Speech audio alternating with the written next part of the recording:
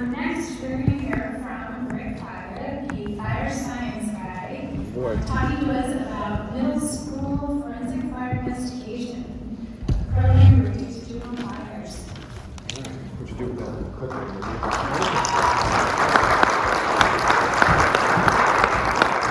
Alright, I got a lot of times I'm going a little bit fast. The first thing I want to do is introduce myself a little bit. I am a kid who was born in Montana. I fell in love with baseball at age 11. I joined the Marine Corps 4 days after high school. The good news, 7'5" double dog. The good news is I can ride a horse. The bad news is I can't hit a curveball. And the revelation that I discovered while in the Marines, I was really good at teaching young Marines how to operate M1A1 main battle tanks. Now, this enjoyment of teaching has stuck with me my entire life. I've taught a curriculum to someone or about something or someone since I was 21 years old. That's what I do is I teach. I want to teach people how to take care of themselves. I want to teach people how to solve problems themselves. You were saying, the pharmacist up front here, she was saying you teach a fish, a horse to swim, something. See, and I'm thinking that's what I'm trying to do too. I'm trying to teach them to make better choices, right? In 2004, I became an investigator. In 2006, I went to the police academy and became a commissioned investigator. In 2010, I became an accelerated detection canine handler. And I had a revelation. This is a photo taken at an LJ, an unmanned fueling station. Those are 4 males from the ages of 11 and 14. It's 7:35, June 29th. This is at 7:59. I wonder what happened there. And let's fast forward a little bit. This is 908. I'm the guy with the camera standing next to the civilian in the white shirt. The other 3 individuals occupy engine 6 or station 6, depending on what time of day it is. So $20,000, $10,000 to $20,000 of damage, hour and a half, engine 6 is out of the fight, and a little bit overtime for me, right? Not that big of a deal, right? Well, it is a big deal, right? And this was the year that I started arresting and dealing with a lot of juveniles like fires.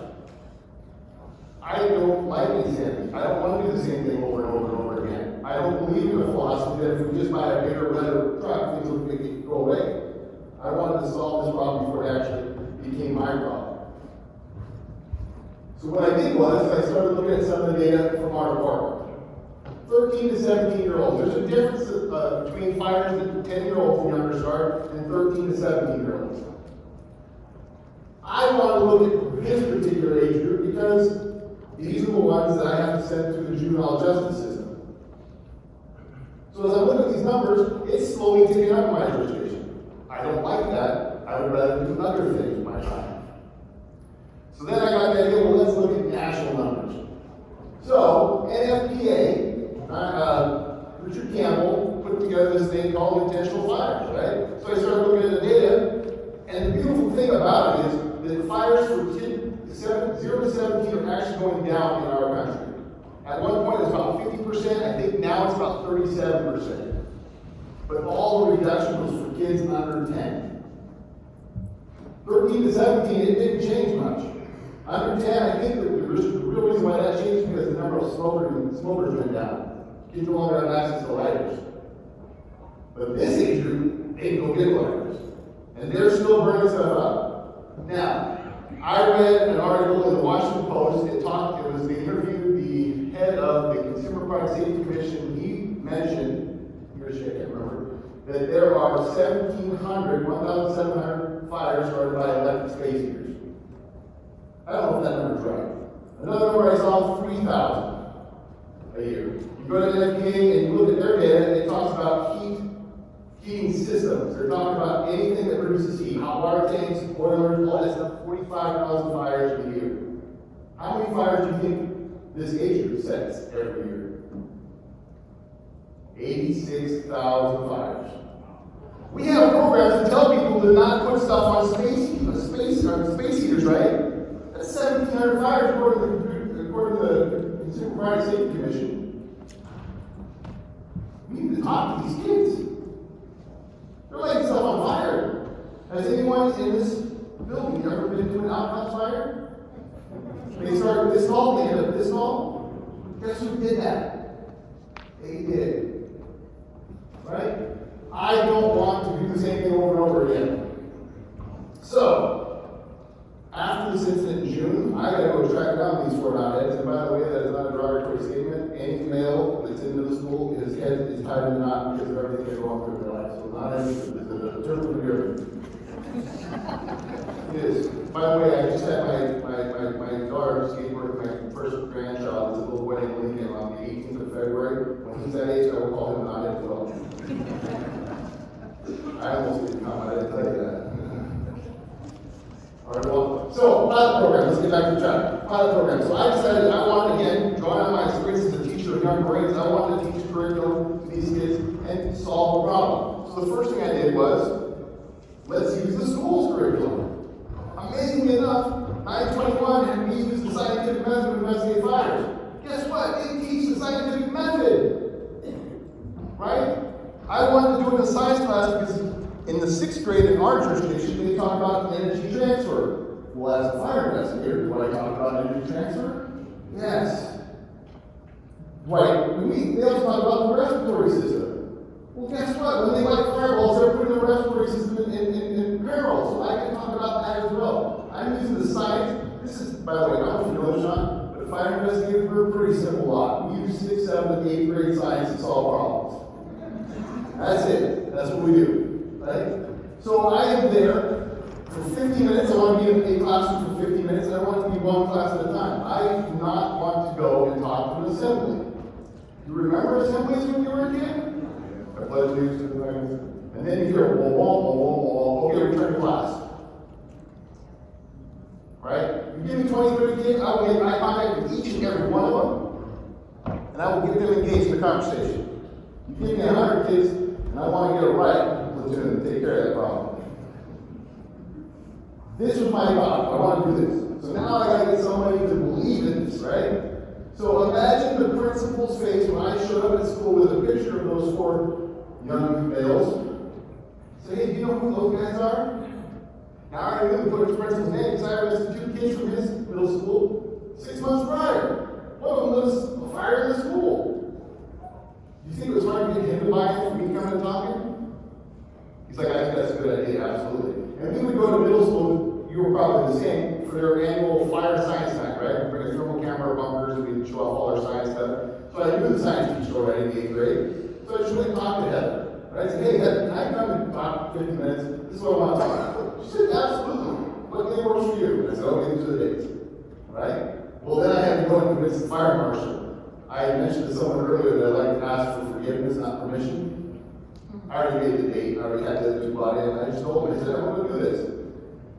I got a little pushback. He's like, I don't know if I want you to spend it all day at middle school. I said, well, you know what, Chief? I just spent 20 hours tracking down these kids and writing reports.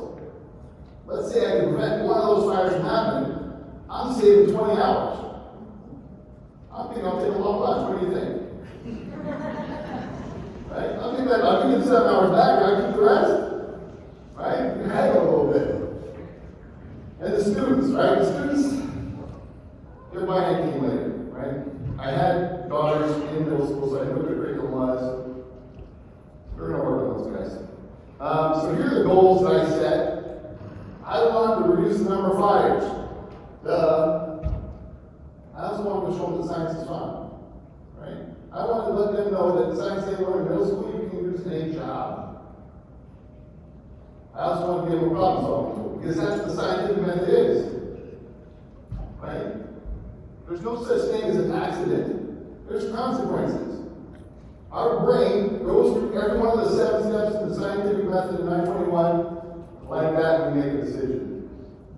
I can impress upon them to slow down just a second, collect a little bit more data, maybe they will make a better decision. If they understand there's no such thing as an accident, it's a consequence. If it's bad, they don't need to do it again. And if it's a good thing, then they do repeat it. That's my goal there, right? So here's scientific method. This is one of the slides I use in the class. We run through real quick and I give them a little explanation of why I'm using every single time to make a decision. Trying to get that buy-in right off the start. I use forensic fire investigation because of Dragnet, 1951 cop series. Because of Law and Order, 30 years on television. Because of Cagney and Lacey, NYPD Blue. You can go on and on. town, that town, the other town, CIS, this town, that town, Hawaii, and there's one in Russia. I don't know, there's lots of these pop shows out there. It's in our culture, so why not take a whodunit, an actual investigation that I did, and show it to the kids, and walk through the steps. I can show them a footprint that I found on the door. I can show them evidence I collected, and in fact, I sent it out to the crime lab, and Sherry and Bev, who are chemists and smarter than me, like this. They're chemists, they're smarter than me, and they tell me what's in the sample, right? That's my analyzing my data, right? So we use all that information, and this again, this is culture. It's not one of, I bet it's the number one genre on television. There's Magnum PI and there's Magnum PI 2, a lot shorter, mustache in this school. Alright, so I have a plan, I've got my buy-in, I'm ready to roll. Now comes the process evaluation. So, obviously, I talked to the teachers, I give them the form, I said, I want you to really critique this, I want you to give me some pointers, you're a professional, maybe college, I'm a knothead that understands 6th grade science. So they get a form, I also asked them to give it to a couple students that will really take it seriously. Not every kid, right, but a couple of them. Just, I want some information from them because the class is for them. Another thing I did was I asked third-party evaluators, not someone from the school or me. I wanted like another person in our department or another person in the neighboring department to come and watch the class, give me pointers. Pay attention to what's going on here, but I want you to actually give me some input later on, right? We also started presenting at different age groups. I started out in 8th grade, which was fun, hard to control that group. And then I had a teacher, Kat, who taught at another school. She taught an elective. It was forensic science for 6th graders. She said, would you mind coming once every quarter? I said, yes, I will not mind either. I want to be there. So I changed the curriculum a little bit. Now I'm in the 6th grade classroom. It's a lot of fun, 6th grade, right? But different age groups. I also did some 7th grade classes, seeing where this thing fit. I would video record myself teaching the class, making sure my body posture, my bearing, my presence is good for them. I would record it so that I can actually get a transcript to make sure I'm teaching the same thing over and over and over again. Constantly looking at and seeing how I can make this better. The big thing that happened that changed the trajectory of this thing was the student survey. It's over there in small letters. I hate when people do that. So let's just take a look at a couple of questions that I asked students. Have you ever played with a lighter? 8th grade. What does that say? 72% said yes. So why am I teaching that class to the 8th graders? There's only 28% that haven't done what I'm trying to prevent. 38% for 6th graders. Hot dog. Here's another one. Have you ever set something on fire for the fun of it? If you have, by the way, raise your hand and do another survey. I have lit more fires than almost every guy in my apartment's put out. Not together, that would be ridiculous, but I lit a lot of fires.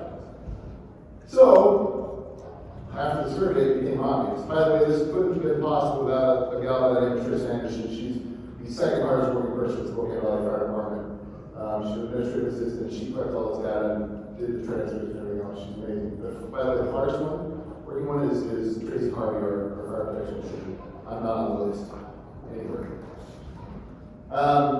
So, obviously, 6th grade is where we're trying to get to, and that's where we want to be. Now, talking about continuing with the evaluating program, teachers, post-class assessment. What I want you to understand about this, it's not a piece of paper at this point. I've already got the paper. I will sit down and have lunch with the teachers. And I will ask them specifically about certain kids that participated or did participate in the class. I say, hey, what about this kid that sat in the 3rd row all the way back on the right side? Oh, that kid. You know what? I've never seen him more engaged. I've never seen him raise his hand. I've never seen him listen so much. You really connected with that kid. And by the way, that's the one you want to connect with. Because he's the one that's going to start a fire. That's the kind of stuff I want to hear. Teacher, you know these kids. Which one had an impact? Students sending thank you cards. This is not my idea. It's a 40-year plus teacher. She, after the class, I got a package. She made her students write me thank you cards. And as I'm looking through the beautiful pictures and everything else, I'm starting to realize, wait a minute, there's some information here. They're telling me thank you for teaching me about this. I really like to share about the 10-year-old that lit his bathroom on fire. Awesome. Right? I really like how you said that there's no such thing as an accident. So I'm getting information from these kids. So now guess what? You can bring a packet with a bunch of thank you cards and tell the teacher what you're trying to do and say, hey, by the way, tomorrow you have to fill out these things. Just say thank you and see what we get. Is that going to give us that impact evaluation? Right, a little bit. Interviews. Now this thing fell on my lap like a chunk of gold, or like that money falling out of the back of DJ that Cooper guy. I don't know if that's what his name. I don't remember that seriously. Interviews. So a lot of teachers teach multiple grades. So I taught Corey Silla, she taught 8th grade and 6th grade science classes. So I finished the 6th grade class, the next class, 8th grade, she said, hey, Rick, you want to stick around and ask these guys questions? Well, all right then. So I started asking questions.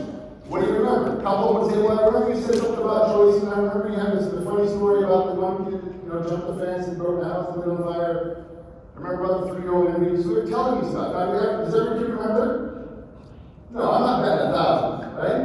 But I'll tell you what, I'm batting 300. I'm going to get in the Hall of Fame for that one, right? I get at least 30% of response from those students telling me something cool, right? So again, if you can go back and do later in the interview and something stuck, you're winning. And the number of fires not there with kids. That's not good. Somebody's going to go to jail for that one. The number of kids not there with fires. That's obviously the driving factor. You want to figure that out. So let's look at the outcome. This is a really pathetic looking graph, lots of numbers, blah, blah, blah. Let's not look at that. Let's look at this number here. Fires around your district are going down. 10-year average, 2001, 2010, 115 fires, 74 wildfires, 68 cars, 30 rubbish. Now look at the bottom number. That's the next 10 years. Keep in mind, my program started 2011, so I'm including time when we hadn't done anything yet. And we've got a 12% drop in structure fires and 16% drop in wildfires in our jurisdiction. I'm not a moron, I'm not going to say that's all me. But I've heard a lot of people tell me today that there's supposed to be more wildfires. Well, not there. I'm excited about this because most kids that age start fires outside. And to see a reduction in that number means something to me. This is the other number that means something to me. The first 10 years are the number of juveniles caught setting fires. Now, it's not the number of fires because we had a juvenile that set 23 fires. We had another juvenile that lit 18 dumpsters on fire. These are the number of kids setting fires. For the program, average about 5 to 6. After the program, I don't know if you noticed, there's a couple of goose eggs there. Yeah. I think we averaged a kid and a half. All right, 2 kids. It's a good thing. Now, there's a couple things that can affect this, right? How you do an investigation. One thing I didn't talk about during the numbers of fires, 86,000, that's not the real number. You know that, right? There's a lot of investigations that don't get done. The first day, they talk about letting the police do the investigation. You think the police department's going to go track down those 4 kids because they burned up a gas pump? They might be dealing with a homicide, or a rape, or a robbery, or something like that, right? If we don't do an investigation, we don't get any numbers. If you want 0 kids fighting fires in your jurisdiction, just stop doing investigations. Problem solved. Right? How many of you are investigators?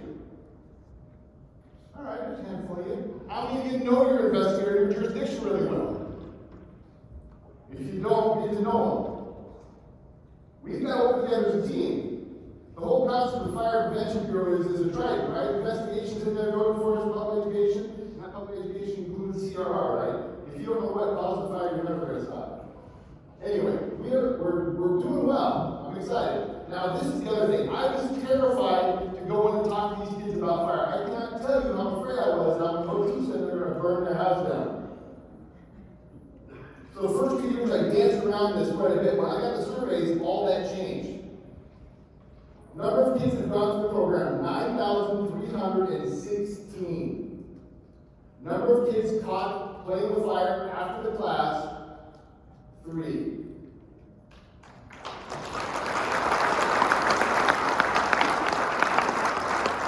You know what the best part of this is? That 2 of those kids, 911 wasn't even called. It was my vet's son, the guy that took care of my working dog, and his buddy that were making smoke bombs in the house. So his mom called me and said, "Can you talk to my kid?" They didn't even call 911. Only one of those kids on that of those 3 actually generated a 911 call. Again, I tried very hard to make sure that when I get the numbers, when you get the scale, okay, did they live in the jurisdiction, were they at class that day, trying to figure out if they had it. That was a big deal to me. We teach driver's ed, and we teach hunter safety. talking to these kids about fire, you're not telling me anything new. They have been in front of the teacher of the millennium, the decade, YouTube.